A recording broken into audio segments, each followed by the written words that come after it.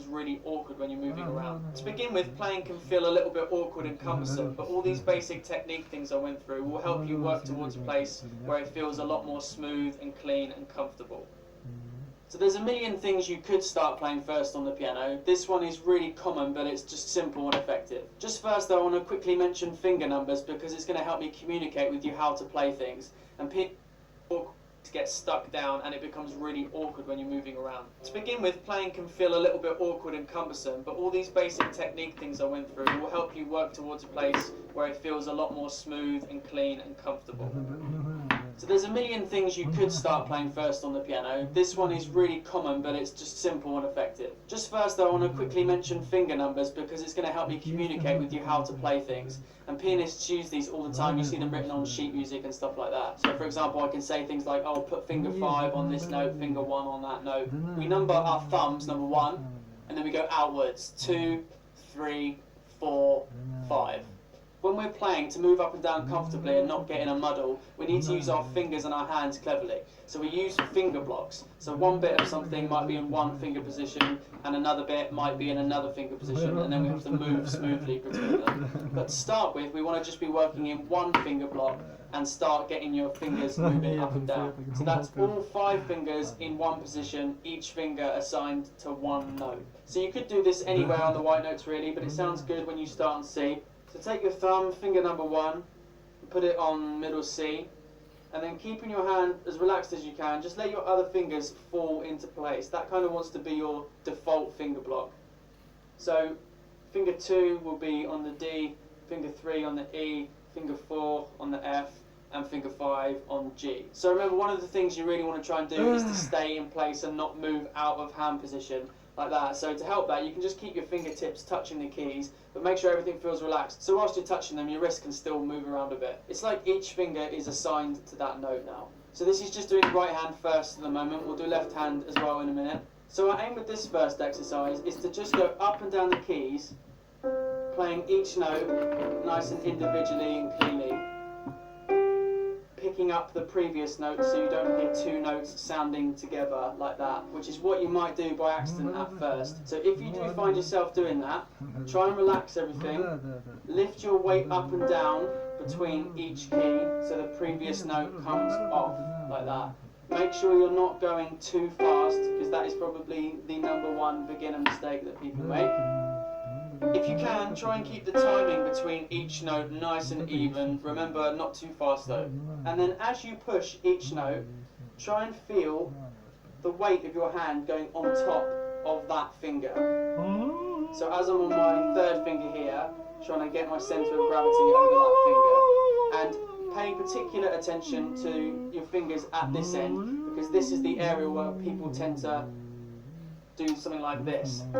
As they get towards here, they lean their hand down. So this is the area the most where you really want to make use of your wrist, your arm going up and down. And you just feel a slight bit of firmness in your fingers to help control it so it doesn't buckle. So first of all, start off slowly, like that. Then you can try and speed up a little bit. Go up and down, keep going up and down.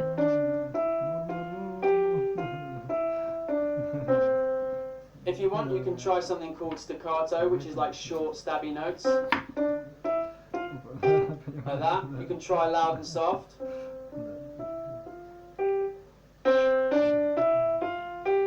And have a play with that and get a feel for how controlling how much weight you push down on the keys can make a difference to the sound.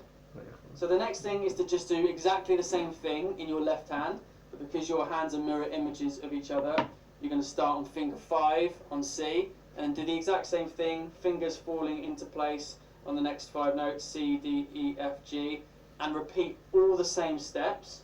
And then once you can do that relatively comfortably on both hands, separately, then you want to try hands together.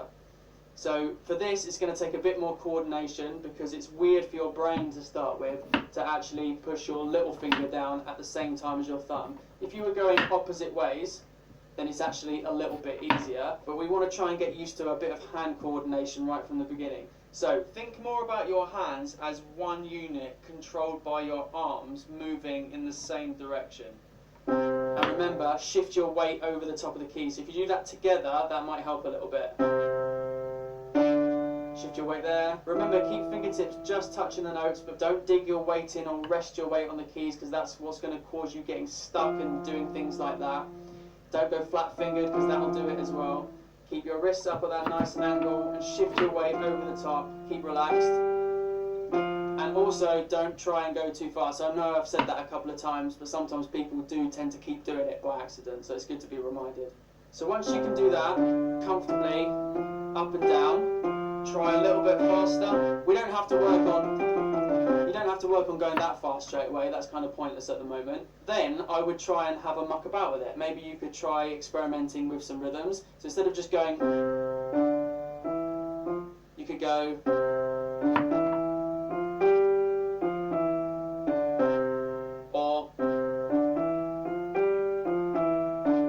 or you could do 2 hits on each note.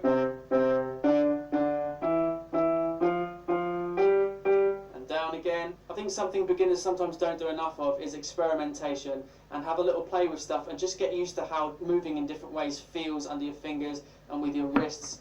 And remember, always bear in mind to try and make the sound of the notes sound nice and not mushing together, and keep nice even timing if you can. Start trying to think about that stuff. If you try a new thing and it feels weird, you can't do it hands together, go back to hands separately.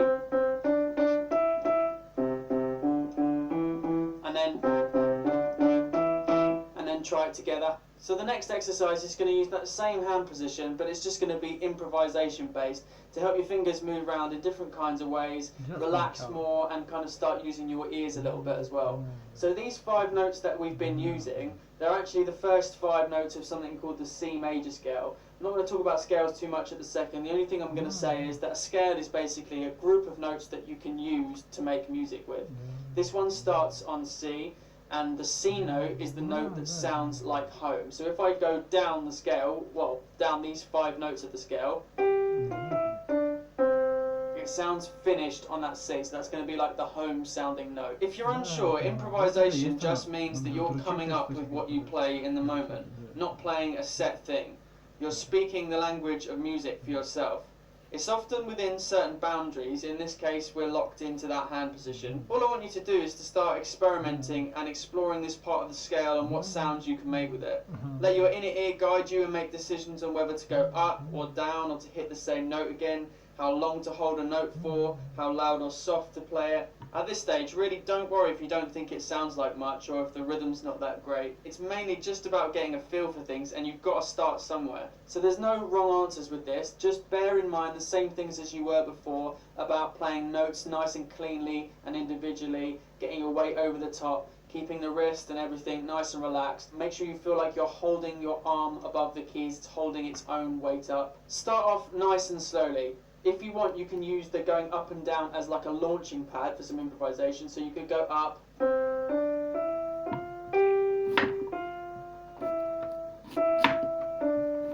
so that was a variation that kind of sounded like a melody. So I just went up and down and then did a bit of a pattern on the way down. So you can experiment with different leaps.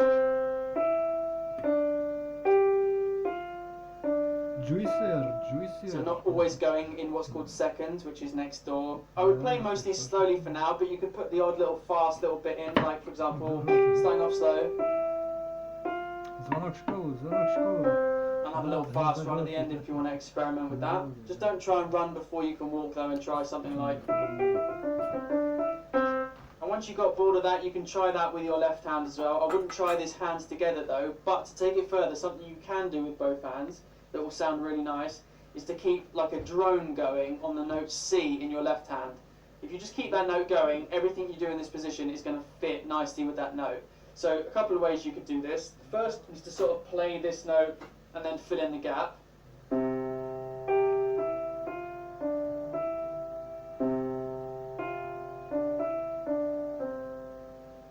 And then if you want, you could try and keep this note as a constant rhythm and go in between it. Something like this.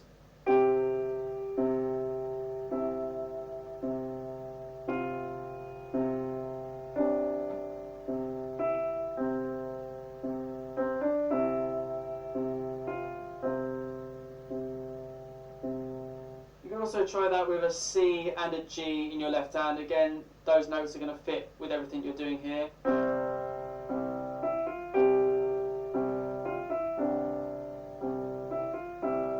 If that's too hard to keep a constant thing going in your left hand and stay in rhythm, then don't worry so much about it at the moment. I just wanted to give you some idea of how you can take it further if you want to. But really, there's no real wrong answers. It's still good for you to have a go and practice getting your hands moving together, using your ears, sticking in that finger block, keeping your wrist nice and relaxed, and just getting you playing. It's making a start on developing some of those skills that you use to play piano, which is the most important thing.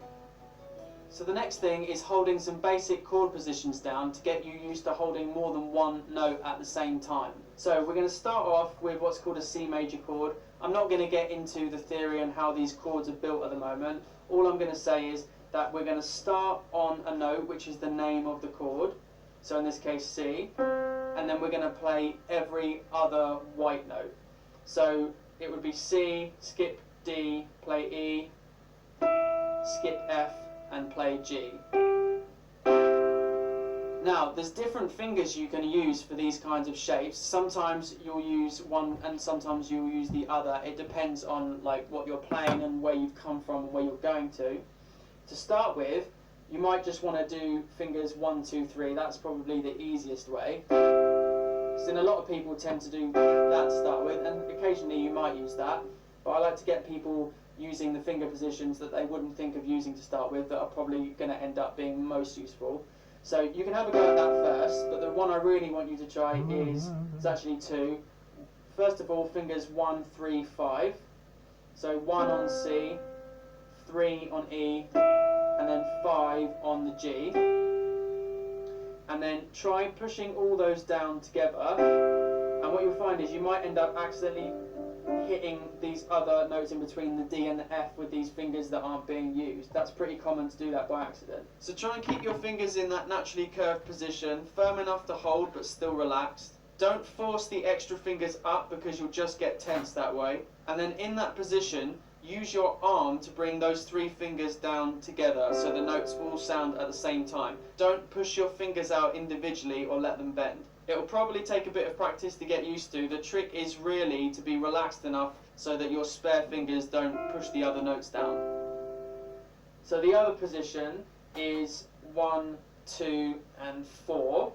And in a minute we're going to do a chord progression that switches between the 2 positions. So try fingers 1 on C, 2 on E, and 4 on G. So it's using the other 2 fingers that you weren't using before, sticking with your thumb on the beginning one. Like that. And everything that I just said about the last position applies about using your hand to bring everything down together. All a chord really is playing multiple notes together in harmony. We're using chords called triads because they have 3 notes in. If you want to try that in your left hand as well, then you can do that. Again, I'm going to say you try and use fingers, it'll be backwards this time, 5, 3, and 1. You might be tempted to try that first. You can do that as well, because sometimes you'll want another finger free up here. And you can try 1, 2, and 4 as well. So the next thing we're going to do is play a chord progression. All a chord progression is playing a series of chords in a row. And what that does is it adds some movement and structure to a piece of music. So starting on the C, the first one I want you to use fingers 1, 3, and 5. And then we're going to move down and make the same shape starting from the note F, but this time we're going to switch to fingers 1, 2, and 4. And the reason I want you to switch is because it's good practice to move around hand positions when you're moving around. If you jump around, which you can do on using the same hand position, it works, but it can just be a bit rigid. It's good practice to move hand positions. It's kind of smoother. So C, 1, 3, and 5. To the same shape from F, 1, 2, and 4. And then we're going to make the same shape again from A, every other white note. So that'll be A, C, and E. And this time I want you to go back to 1, 3, and 5. This chord is an A minor, by the way.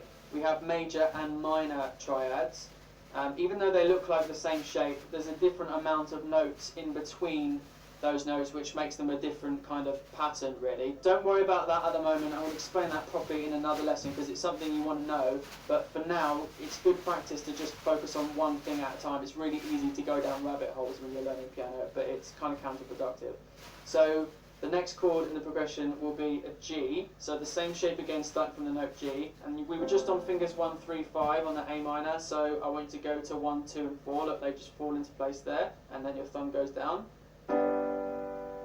So just to recap that, we've got C, fingers 1, 3, 5, F, 1, 2, 4, A, 1, 3, 5, and then G, 1, 2, 4 again. As you're doing this, you want to make sure that you're getting on top of the new chord by literally moving your arm over the top of that position. Don't try and stretch and reach anything. Make sure that you are getting yourself into the optimal position right over the top of the chord, and that will help you get your weight down on it much easier. Now the tricky thing is, probably for most people at the beginning, is going to be switching from 1, 3 and 5 to 1, 2 and 4. That's going to take some brain power to start with because it will feel completely unnatural. Normally when people haven't played an instrument before, there's nothing else they would have done that's really anything like that, so it feels weird to start with. But you do get used to it. You just have to start trying to practice it and really think about it and make sure that as you do one you can see that you're doing the right thing. So to start with, don't worry about timing.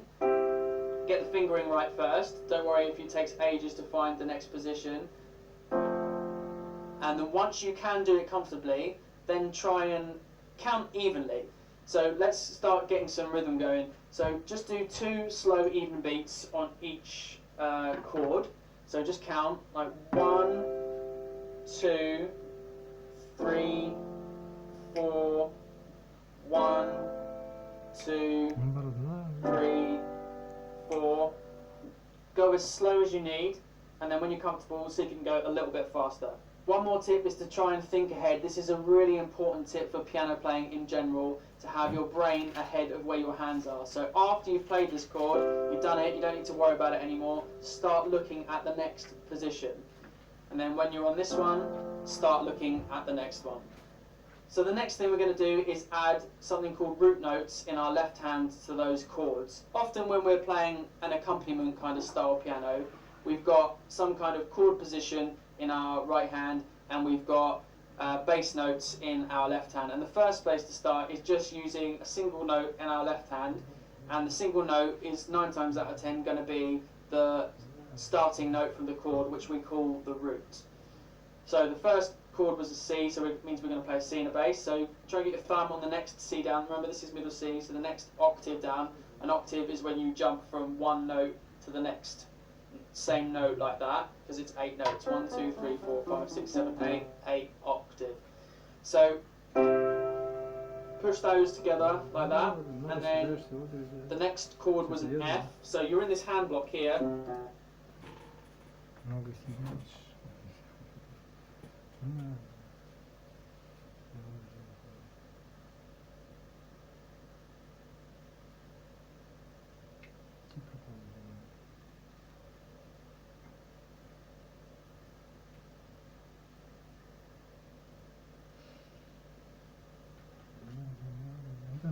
Видите, что это неэкономно, видишь?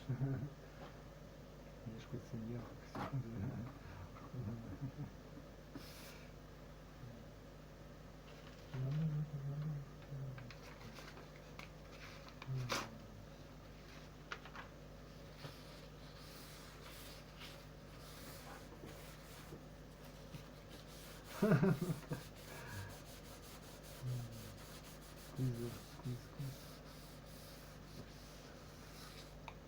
Lejar.